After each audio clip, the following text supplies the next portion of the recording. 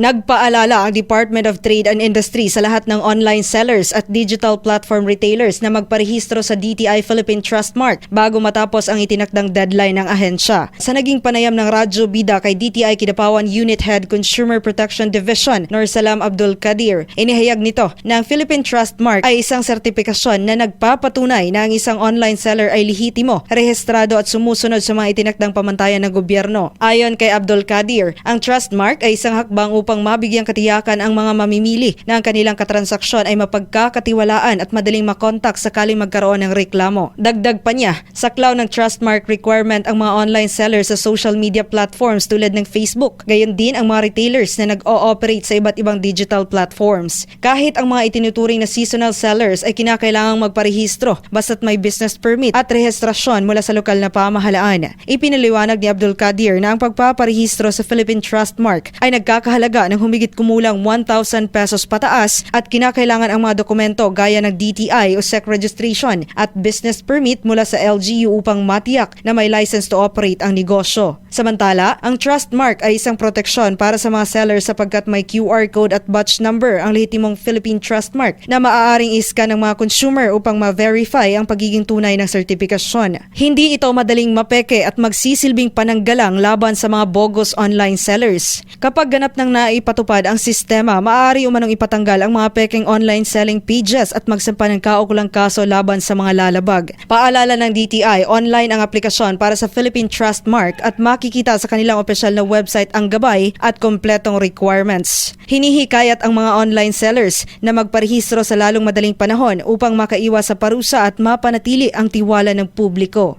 Joanne Oranio, NDBC Bida Balita.